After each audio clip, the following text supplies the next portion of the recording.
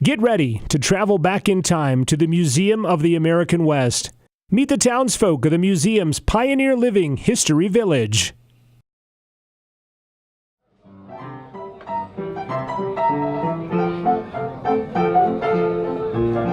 I'm Zachariah Sargent. Most just call me Sarge. I never was in the military, though. But anyway, I've been working here since 1889, which I guess adds up to pretty near 7 years now. I am proud to say we only serve the best beer and whiskey here. Not that rot gut some other places sell. They're always trying to save a buck or two, mixing plain old alcohol, burnt sugar, chewing tobacco, and calling it whiskey. They'll sell it to any poor devil that's got 2 bits to buy it. Now, this ain't my saloon. Mr. Gibbs owns it. Now, Mr. Gibbs, he is always trying to think of something new to make more money. Once had me offering a free meal to anybody willing to buy a drink. Even had me put a big sign right here in the window. Free lunch. It went bust, that idea. Lost money. Now, Molly here is our saloon girl. Molly is a sweetheart. Her job is to make the fellas who come in happy, so they'll stick around and drink longer. She'll sing or dance with them if somebody's playing music, but mostly she just talks with them. There's a lot more men than women out here in the West, and sometimes they can get awful lonely. Some of them will just come in to talk with Molly. Of course, buying drinks right along. Now we play some poker here. Poker players buy drinks. That is good for business. And mostly it's a friendly sort of game, although you never know out here in the West. Sometimes they can get a little riled up. Happens when they've been drinking and cards don't go their way, somebody calls somebody else a cheater, and then the fighting starts. Not unusual for them to pull guns. Now that is not good for business. Now, Mr. Gibbs says keeping this saloon on the up and up is much important these days. He says there's something called the Anti-Saloon League that's trying to stop folks like us from selling beer, whiskey, anything with alcohol. He says they got a saying that reads, "The saloon must go." I can't imagine they'll get far with that. Well, Mr. Gibbs is coming. Guess I better go see what he wants.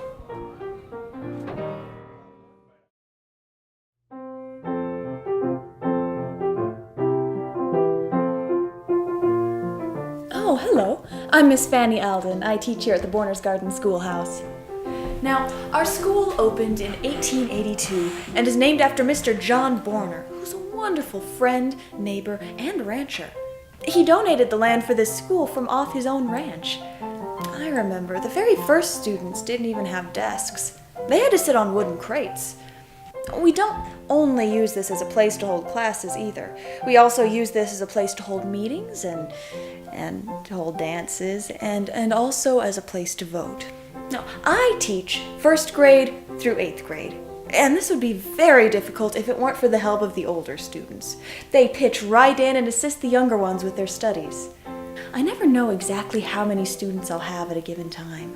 Sometimes their families will hold them back for a few days or even for a few months if they need help around the ranch or around the house. I do worry about them all during the winter months. Sometimes they have to walk or ride on horseback for miles at a time, in all kinds of weather. I always come early when it's cold out and light a fire in the stove, and thank goodness that the parents of the students are responsible for keeping the woodpile well stacked. Oh, and speaking of parents, did you know that John Borner's wife, Lena, is a canary, and her sister's name is Martha Jane Canary, better known as Calamity Jane? She has the most dreadful reputation. They say that she shoots guns, drinks whiskey, wears buckskins, and runs with men. Now, I'm not saying all that is true. I've heard that she can be a very nice person.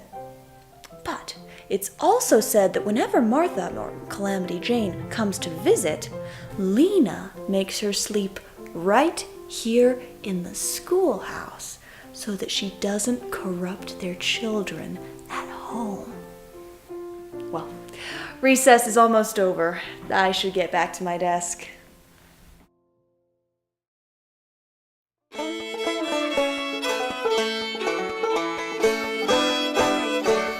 Hello, I'm Isaac C. Wynn, editor here of the Wind River Mountaineer newspaper office. Ours is the first newspaper in Lander, Wyoming. W.B. Mackenzie is the proprietor. Our first issue was dated January 1st, 1885. That issue was late in coming out, a delay wholly unavoidable on our part. Due to a big winter storm, our shipment of paper from Omaha was late in arriving. I did apologize. In print. I've done my best with this newspaper, and I don't believe I deserve the outsider criticism. Just a minute. Let me read to you something that was said about us in one of the Cheyenne papers. It is about the size of a lady's handkerchief, painfully eccentric in its typographical appearance, and quite lurid in the originality and wild freedom of its makeup. Lurid! 8 inches by 11 inches, a suitable size, nothing wrong with it. I was even criticized for putting advertising on our front page. Advertising is what keeps this paper running. You've got to respect that. Oh well. Now, my son and daughter do most of the typesetting. See here, each type has to be put into the composing strip, one piece at a time. When that's filled up, it goes into another tray, the galley, and the galley is proofed over there. Then finally, it goes into the chase of the press here. We use a job press operated by foot power. Now, I've heard there are some fellows back east working on a press that will run off steam power, but I doubt it will work. One last thing before you leave. Let me read you a couple of things I wrote in that first issue. We do not come among you to stir up political strife or to endeavor to advance one party interest over another, but simply to labor for the good of all. And here's the other one. No community will prosper and make such rapid strides in civilization and material wealth as that where the newspaper flourishes. One final thing. Subscriptions. 6 months, 75 cents.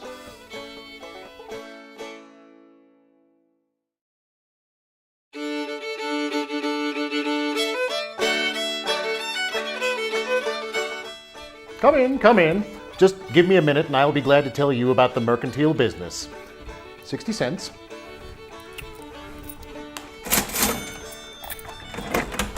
Thank you. I'll start with this building. It was originally a carpentry shop and was built in 1887 by John Thompson. John made his living as a builder and contractor. He built quite a few houses here in Lander. In 1895, he moved to Thermopolis. That left the building available, so I took up shop. Unless you come from a big city, you probably know how a mercantile works. My goods arrive by freight wagons from Rawlins. You may have noticed how wide the streets are. That's to accommodate the wagons. They come and go from early spring to late fall. Some days you'll see long lines of wagons pull into the middle of the street to unload their freight. The wagon drivers will take the yokes from off the oxen, pile them up next to the wagons, and then turn the oxen loose out to the river to find water and then out into the hills to graze. I sell just about anything anyone would need. Well, sometimes I sell and then sometimes I barter. There's not a lot of cash money available, so sometimes customers will bring in extra things that they've grown or made and trade them for merchandise. Things like chickens, eggs, cream, or extra crops. I keep careful track of all of my accounts, and sometimes I'll even let a customer whose account is overdue work it off. Most everyone who comes in is a customer, but men especially like to come in and talk about the goings-on around town, or grumble about politics, or just play a friendly game of checkers.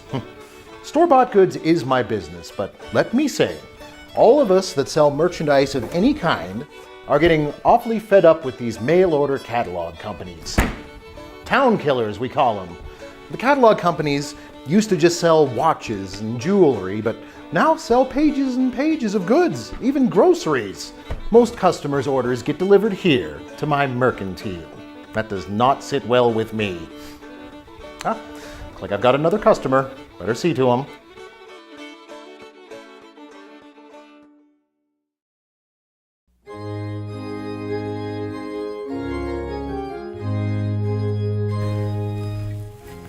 Well, hello there. I'm Mrs. Oliver Riggs. You've come to just the right person if you want to know anything about our church. I've been here since the beginning. I remember back in 1907, the Congregational Society was meeting in a tent down by the depot. Believe me, a tent is not an ideal place to meet. So, the congregation got together and raised enough money to build a proper church. Everyone in town and around town contributed to that fund. This is where my story gets complicated. Years ago, when President Grant was in office, he put religious denominations in charge of the newly established Indian reservations. The Episcopal Church was assigned to the Wind River Indian Reservation. That's just a few miles from here. Reverend John Roberts, a missionary clergyman, was sent to the reservation to serve the Indian people. What a dedicated man. Not only has he done wondrous things on the reservation, he's also helped organize many of the Episcopal churches in many of the small communities here, including this church in Hudson, Wyoming. Lots of different denominations have used our church. Every now and then, Reverend Roberts rides in on horseback to preach to us.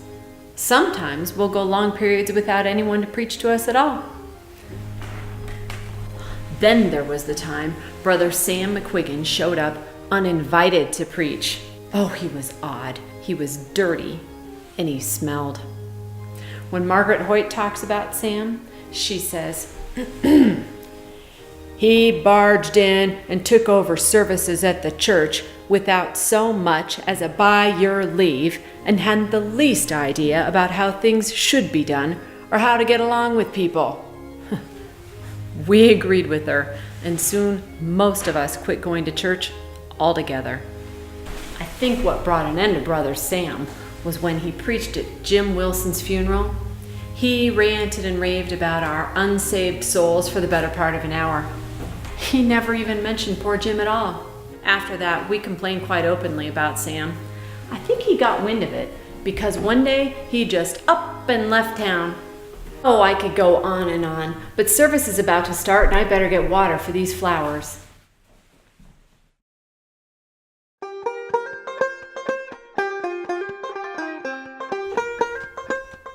Hartson A. Smith here. Please come in. This is the Lander Fur and Wool Company. I bought this building in the early 1920s. I didn't start my business right away. It's a bit of a story how it came about. You see, back then I was doing my own trapping, but soon I thought it might be more lucrative if I were the middleman in the process. So I started buying hides from the locals and itinerant trappers. This worked out fine. In time I was dealing hides of all kinds. Cow, horse, sheep, beaver, and I also dealt in wool. My main buyer was the Eli Stevens Textile Company. These fine folks actually invited me to their factory back east. They thought I should learn more about the textile industry. That was a milestone in my life. I learned a lot, and as soon as I returned to Lander from that visit, I formed the Lander Fur and Wool Company. The location of this building is perfect for a self-made middleman. Here I am, right next to the railroad tracks and warehouses. Great for my wool business. I buy from the local wool growers. They bring the wool bales into town on wool wagons or trucks, and then I store them in the warehouses until the train comes through. Appears easy, and for the most part it is. Though I might mention, a wool bale can weigh well over 200 pounds. Lucky for me, there's a railroad into Lander. It wasn't always a sure thing. It wasn't until the Wind River Indian Reservation opened to white settlers that the Chicago and Northwestern finally agreed to come to town. In 1906, our train service was complete. Complete is the word. The C&W railroad tracks ended right here in Lander and went no further west. Maybe you've heard Lander's slogan, where the rails end and the trails begin. I hope you'll pardon me now. Train's due soon, and I've got some work to get done.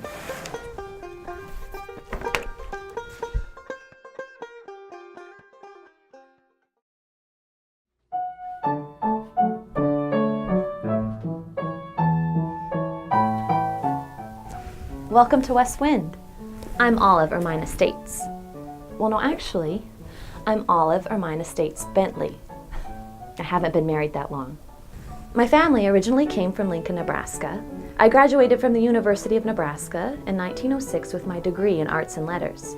A few years before I graduated, my parents and my brother Herbert bought the old Gala Ranch up in Sinks Canyon here in Wyoming. They named it the States Canyon Ranch. This cabin came about as a 160-acre homestead on a desert land claim that I had taken up. It's about a mile from Canyon Ranch. I named it West Wind because it's built on this sandstone cliff with no protection from the wind and weather. But the view is spectacular. I lived here all alone for 2 years with no company except my cat, my horse Rowdy, this piano, and a few good books. On Sundays, I'd saddle up Rowdy and ride over to Canyon Ranch for dinner. I love to ride, and people say I'm quite the equestrian. I don't mean to sound boasting, but I'm also an excellent shot. I harvested one of the largest elk ever taken in this area. I had the head mounted, but as you can see, it couldn't possibly fit in here. So my parents hunted on the wall at Canyon Ranch. In 1913, I moved back to Lincoln to be with my sister Margaret at the university. And while I was there, I was reacquainted with a dear friend, Edwin Bentley. We fell in love, and 2 years later we were married on October 20th at the Canyon Ranch. Ed moved into West Wind with me here, and here we are. You know, it's so good to have a husband to help out. Hauling water up on this cliff from Sheep Creek certainly was a trial. Ed fixed up an elaborate windlass comprised of coffee cans affixed to board plates that would carry and deliver water from Sheep Creek to the cabin. Oh, it's made life a great deal easier. Although, we might not stay here much longer. Ed often talks about taking up sheep ranching over near Minto. I'm not sure how I feel about that. Well, I suppose that ends my story. Thank you so much for coming by.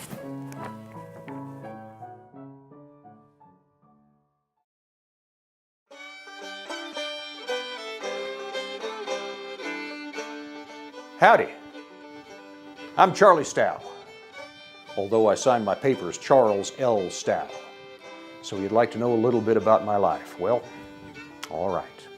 I was born and raised on a farm in Ohio. When I was 17, I headed to Kansas to try my hand at being a cowboy and cattleman. I ended up in Wyoming in 1880, got into the stock business, and took up some land on the Sweetwater River. In 1889, I saw my neighbor, Jack Cooper, shot and killed by a fellow rancher. There was so much fighting going on in those days. Range wars, they called them. Big ranchers wanted the little ranchers off the land. A lot of innocent people were murdered in those days. My life took a turn in 1891 when I married Jack's widow, Minnie. And I was elected sheriff of Fremont County. Thank you, honey. I was sheriff from 1891 to 1895 and again from 1901 until now. I suppose what was most notable about my time as sheriff were my encounters with the outlaw, Butch Cassidy. In 1892, he was captured for horse stealing and taken to the Uinta County Jail in Evanston, Wyoming. I was sent down there to escort him back to Lander for trial. Well, he dodged that conviction. But in 1894, he was arrested again outside the Cowboy Bar in Meeteetse. This time, he was found guilty and sentenced to 2 years hard labor at the Wyoming State Penitentiary. Again, I was his escort to prison. Well, I kind of liked Butch, and I hated to see him chained up. Well, when we got to the prison, Warden Adams was shocked to see he wasn't in shackles, and he demanded to know why. Well, Butch said, "Honor among thieves, I guess." That was Butch, always quick with a smart remark. Speaking of memorable remarks, in 1903 I was officiating at the hanging of murderer James Kiefer, which I might add was the only legal execution in Fremont County. Well, as I was leaning down to tighten a noose around Kiefer's neck, he said to me, "Charlie, don't make it so tight. You're choking me." Well, I reckon that's it. I need to get down to the jail. Enjoyed our visit.